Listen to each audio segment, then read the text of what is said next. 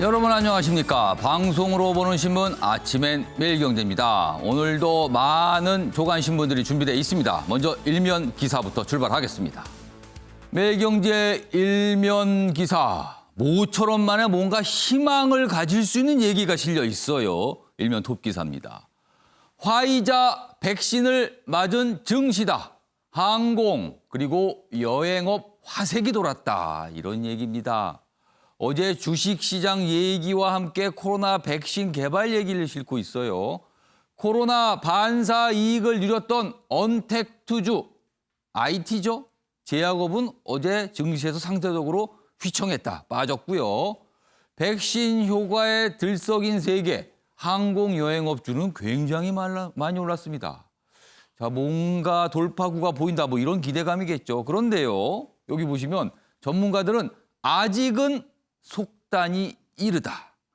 조금 더 기다리셔야 된다. 이런 얘기도 나오고 있습니다.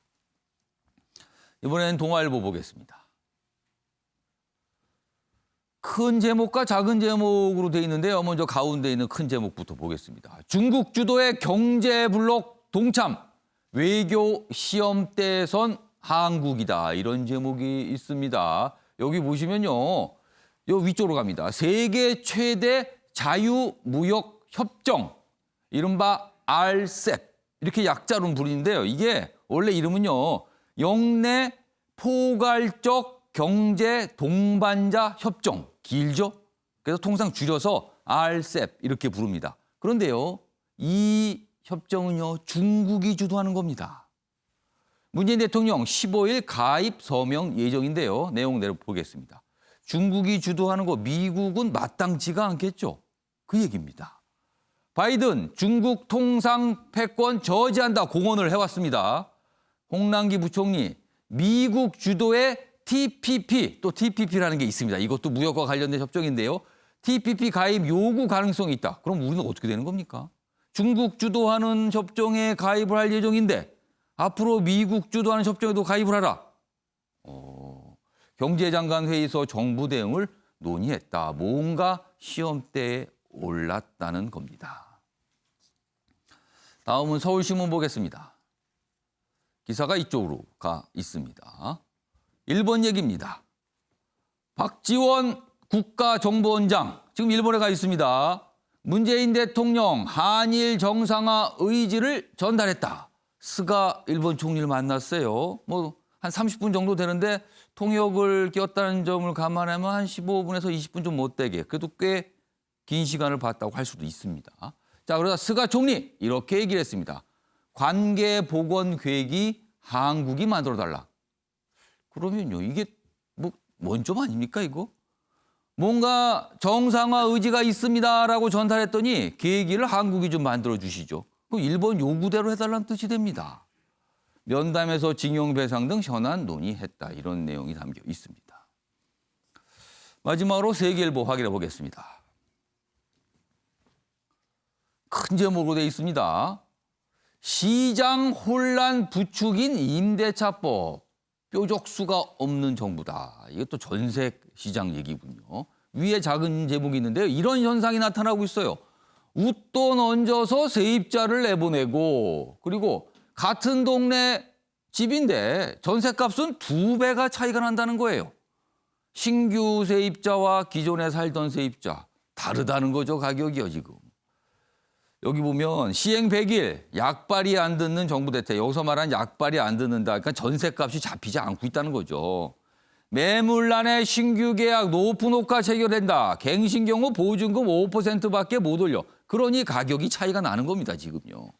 마용성 등 이중 가격 현상이 심화되고 있다. 세계일보는 지금 현상을 이중 가격 현상이 나타났다고 설명하고 있습니다.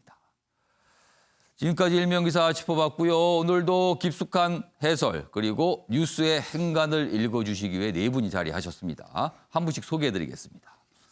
먼저 박수현 전 청와대 대변인 나오셨습니다. 그리고 그 옆에는 최양호 현대경제연구원 고문 자리하셨고요. 그리고 조대진 변호사와 최진영 변호사 두 분 법조인도 자리하셨습니다. 안녕하세요. 반갑습니다.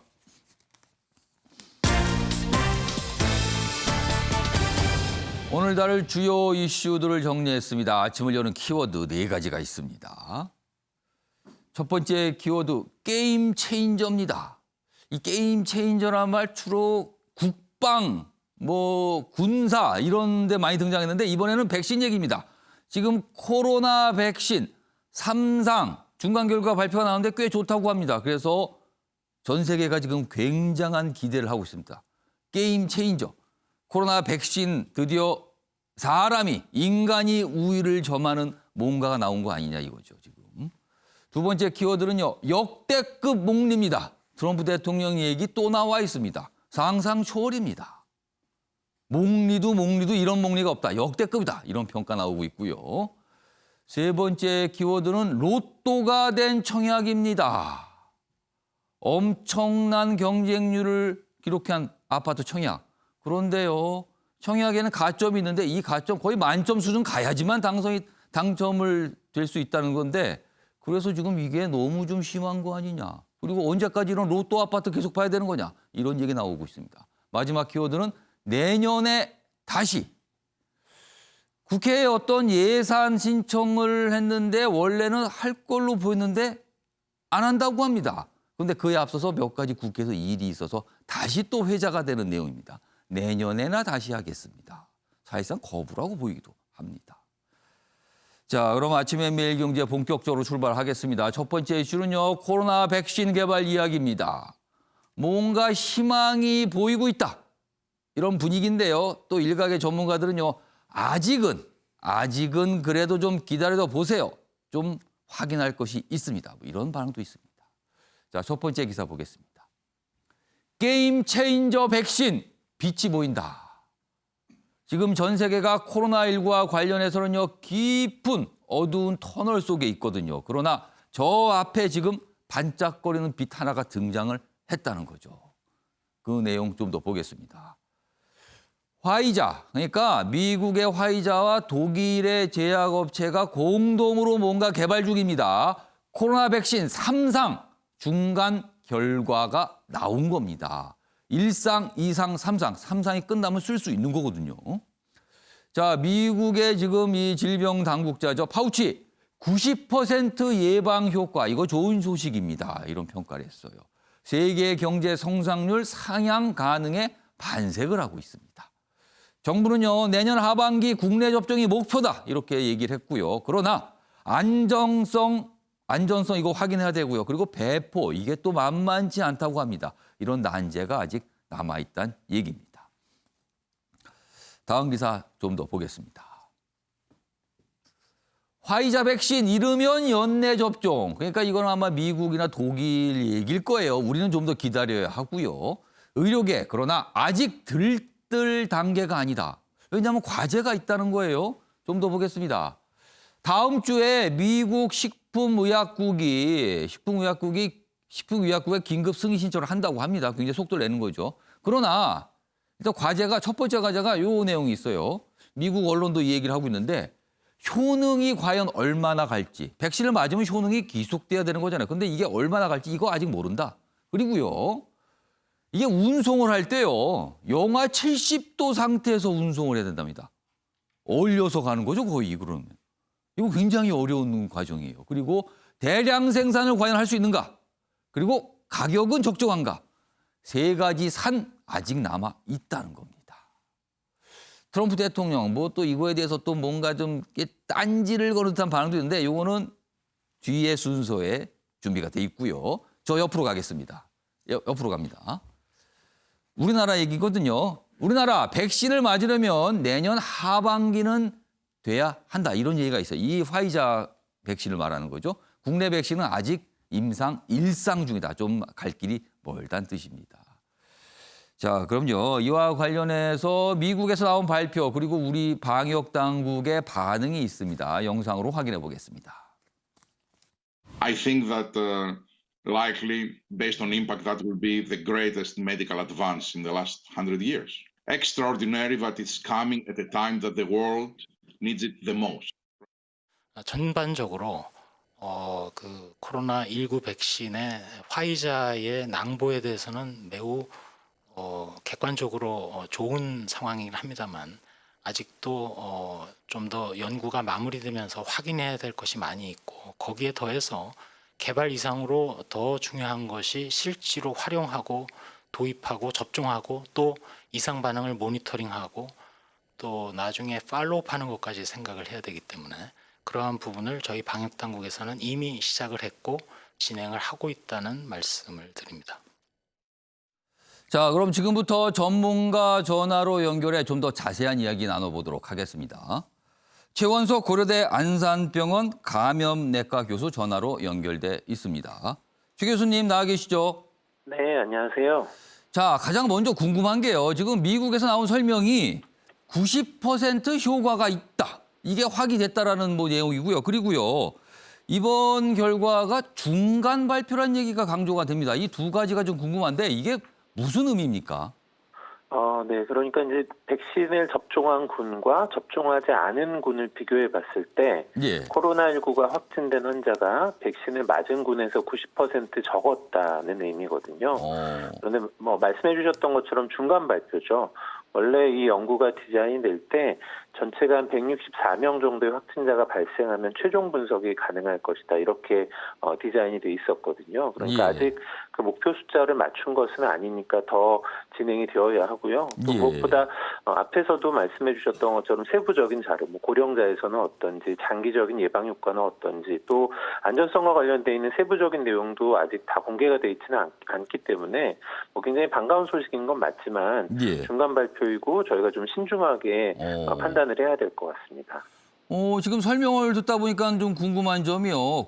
이 코로나 백신을 맞은 실험군 그리고 가짜 백신을 맞은 실험군을 각자 접종을 한다면 이제 비교를 한다는 거 아닙니까? 그럼 이분들이 네. 접종 이후에 그냥 일상생활을 하면서 코로나에 감염이 될 수도 있고 안 될 수도 있고 이런 걸 보는 겁니까? 그럼 그 네, 삼산이라는 게? 그렇죠. 그래서 전체 아. 모집된 환자가 43,500명 정도가 넘었고요. 예. 그중에서 일부가 이제 지금 코로나가 계속 유행을 하고 있으니까요. 예. 감염이 되는데 백신을 접종한 군들이라면 그리고 백신이 효과가 있다면 예. 당연히 감염이 된 사람이 더 적을 것이니까 그걸 가지고 분석을 하는 것입니다. 그러니까 그분들 접종을 받으신 분들이 일상생활을 그대로 하는 가운데 어느 정도 감염이 나오는가 이런 걸 보는 거군요. 그러면 이 검증을 한다는 거. 맞습니다. 자, 또 한 가지는요. 사실은 이렇게 나왔지만 관건은 우선 안전성 이게 또 검증이 돼야 될 것 같고요. 그리고 백신 효능이 과연 얼마나 유지가 될 것인가 이거는 아직 모르는 거 아닙니까? 네, 그렇죠. 일단 그 단기간의 안전성의 자료는 일상을 통해서도 어느 정도 결과는 나오고 있는데요. 단기 안전성은 크게 우려할 만한 수준은 아닌 것으로 보이는데 예. 이게 우리가 그동안 사용해오던 백신의 형태는 아니거든요. 그러니까 장기적으로 지냈을 때 어떤지 또 굉장히 많은 숫자에게 접종했을 때 어떤지 이런 세부적인 내용은 더 보아야 하고요. 장기적인 예방 효과도 마찬가지인데 이건 단기간 보아서 알 수 있는 것은 아니니까 예. 계속 추적 관찰을 해야 되고 원래 연구의 디자인 자체가 1년 이상 관찰을 하는 것으로 돼 있습니다. 그리고요. 지금 이 개발업체의 얘기에 따르면은 내주에 미국 식품의약국 FDA 승인 신청을 하겠다. 그렇게 아무래도 긴급 승인 신청이기 때문에 빨리 나올 가능성도 있거든요. 자, 이렇게 서둘러서 승인이 이루어져서 사용이 되는 거 이게 괜찮습니까? 아니면 좀 더 문제가 좀 있어 보입니까? 네. 근데 팬데믹, 대유행이라는 특성을 고려하면 예. 일반적인 의약품하고 같은 속도로 승인의 과정을 밟기는 어렵거든요. 예. 아주 긴 시간이 지나서 승인이 되면 사실 그 시점에는 필요가 없을 수도 있죠. 그래서 원래 처음에 계획 자체가 중간 분석의 결과를 바탕으로 긴급 사용 승인이 되고 예. 그다음에 연구도 지속이 되고 접종이 시작되면 접종자에 대한 모니터링도 최소 1, 2년 이상 같이 가는 이게 이제 원래 계획이었었기 때문에 예. 지금 공개되어 있는 자료뿐만 아니라 미국 FDA에는 아주 세부적인 자료가 아마 제출이 될 거고요. 예. 이걸 검토해서 승인하는 과정을 밟을 거고 이후에 유럽이나 우리나라나 다른 나라들도 비슷한 과정을 밟지 않을까 생각을 합니다. 자, 또 한 가지 궁금한 점은요. 지금 코로나19 계속 뭔가 변이를 일으키고 있다는 얘기가 계속 나오고 있는데 이번에 개발된 백신, 이 변이 이거 되면 만약에 효과나 효용성이 떨어지는 거 아니냐 이런 우려도 좀 있거든요. 이거는 어떻습니까? 네. 다행히 아직까지는 뭐 예. 여러 가지 변이가 확인되긴 했지만 예. 혈청형 그러니까 바이러스에 대한 면역 반응이 다른 형태의 변이가 확인되지는 않았습니다. 그러니까 뭐 면역 체계의 역할을 할 수 있는 백신이나 항체 치료제나 이런 것들이 아직은 유용하다라는 거거든요. 다만 뭐 이 바이러스가 RNA 바이러스 우리가 많이 이야기했지만 RNA 예. 바이러스이고 인플루엔자 독감 바이러스처럼 변이가 잘 생길 수 있고 예. 만약에 그런 변이가 혈청형에 영향을 줄 수 있다면 지금 만들어진 백신이 효과가 떨어질 가능성은 얼마든지 있습니다. 그래서 계속 바이러스 자체에 대한 모니터링이 필요한 것도 그런 이유가 있는 거죠. 일단은 지금으로서는 그렇게 큰 심각한 변이 상태가 아니기 때문에 백신이 효과가 있을 것으로 보인다. 이런 말씀이네요. 그러면요. 네. 자, 또 한 가지 좀 궁금한 점은요. 얼마 전 우리나라에선 독감 백신 이 운반과 관련해서 참 큰 파장이 있었잖아요. 이게 좀 제대로 좀 관리가 안 됐다는 그 지적도 받았는데 이 코로나 백신은 이 독감 백신보다 훨씬 이 유통 과정이 까다롭다. 영하 뭐 70도까지 유지된다 이런데 이거는 걱정이 없을까요? 네. 그런 부분이 사실 우려가 좀 있는 부분이죠. 이 백신이 RNA로 만들어진 백신인데 이 RNA에 코로나 바이러스의 스파이크 단백질에 대한 유전 정보를 담아서 예. 그게 몸에 들어가면 그 단백질이 몸에서 생산되고 여기에 면역 반응이 생기는 이게 이제 기전이거든요. 예. 그런데 이 RNA가 일반적인 환경에서 그 상태를 안정적으로 오래 유지하기가 어렵습니다. 그래서 장기간 보관을 하려면 아주 낮은 온도가 필요해서요. 예. 회사에서 밝힌 바로 보면 영하 60에서 80도 정도 이제 초저온 냉동고를 쓰면 한 6개월 정도 그리고 뭐 드라이아이스 같은 걸 활용해서 일정 수준의 온도를 유지할 수 있다면 한 2주 정도 그리고 우리가 지금 독감 백신의 유통에도 사용하는 저온 2에서 8도 정도면 한 5일 정도 보관이 가능하다고 밝히고 있거든요. 예. 그래서 일반적인 기존에 사용해오던 백신의 유통 체계로 활용할 수 있는 것이 아닌 것이라서 예. 차후에 이 백신을 쓴다면 이 백신에 관련돼 있는 배송이나 분배 이런 개별적인 체계가 좀 필요할 것 같습니다. 그렇다면은 이 백신을 들여와도 이 유통 체계가 제대로 갖춰지지 않으면은 이게 사실은 좀 문제가 발생할 수 있다는 거네요, 지금요. 네, 그렇죠. 자, 아마 많은 분들이 가장 궁금할 겁니다. 우리나라에서는 언제 접종을 받을 수 있는가? 이거 언제 정도로 좀 예상해야 될까요?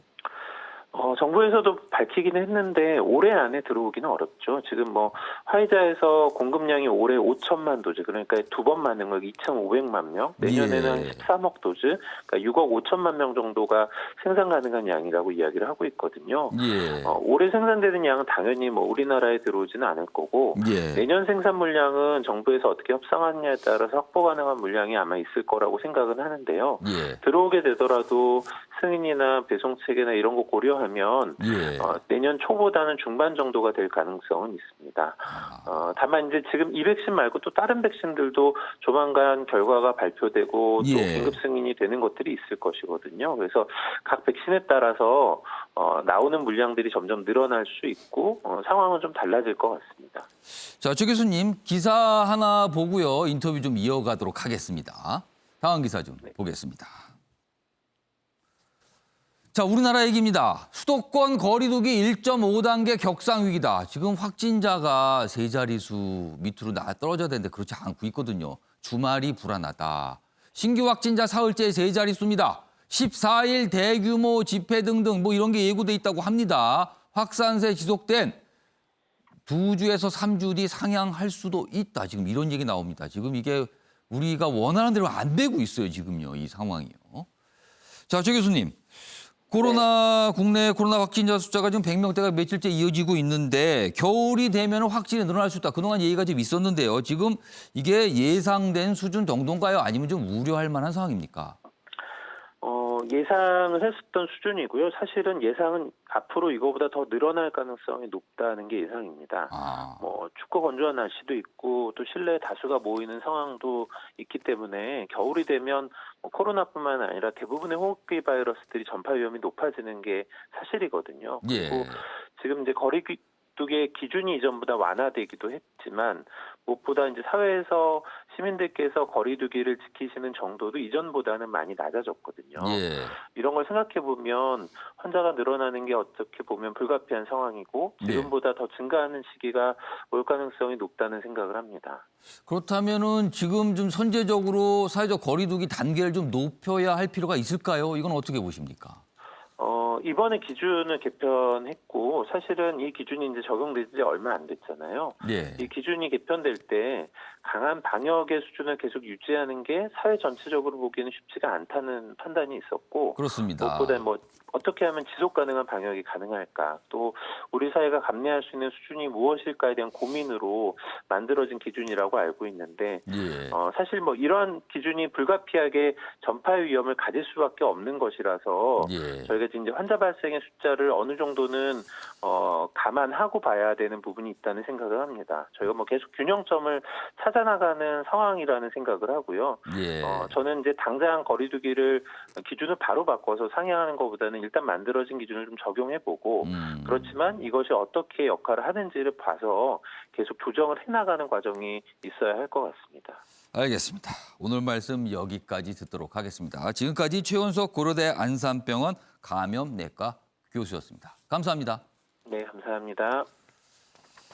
자, 뭔가 기대를 해도 될 것 같은데 아직은 조금 남은 것들이 있다, 과제가 있다. 근데 아까 말씀드렸지만은 백신을 국내에 들어왔을 때 이 유통 과정 이거 굉장히 까다로울 수가 있거든요. 이거 사실은요 우리 당국이요 지금부터 미리 준비를 좀 해야 될 것 같은 생각이 드네요. 지금요 분명히 70도 마이너스 70도 정도를 유지한다니까 이게 보통 일은 아닐 겁니다.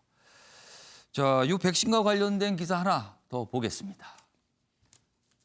다음입니다. 개발자에 관한 얘기입니다. 지금 이 미국 화이자 그리고 독일의 바이오엔테크라는 제약 기업이 공동 개발한 건데 관심은요. 화이자는 워낙 큰 기업이고요. 이 바이오엔테크 생긴 지 이렇게 오래되지는 않았는데 요 부부가 회사를 만들었답니다. 그리고 개발도 했다 그래요. 보면 화이자와 함께 백신 개발한 독일 바이오엔테크 부부 CEO입니다. 결혼식도 실험실에서 했답니다. 엄청난 열정과 의지를 가졌다는 거죠. 그리고 이 회사 가치가 지금 24조가 됐답니다. 우리나라 돈으로. 대박난 터키 이민 2세라고 합니다. 스토리가 있습니다. 이분들. 의대 졸업 후에 연구원으로 근무하다 창업했고요. 두 분이 같이 근무하다 또 결혼도 하신 겁니다. 결혼식도 실험실에서. 주가가 급등을 했고요. 시가총액이 24조 원으로 늘었습니다. 영국 언론에 따르면요. 자전거 출퇴근만 연구한다. 굉장히 소탈한 삶을 살고 있고 오로지 연구에만 매진하는 사람이다. 진정한 연구자다. 뭐 이렇게 또 평가가 되고 있습니다. 굉장히 좀 주목을 받고 있는 인물입니다.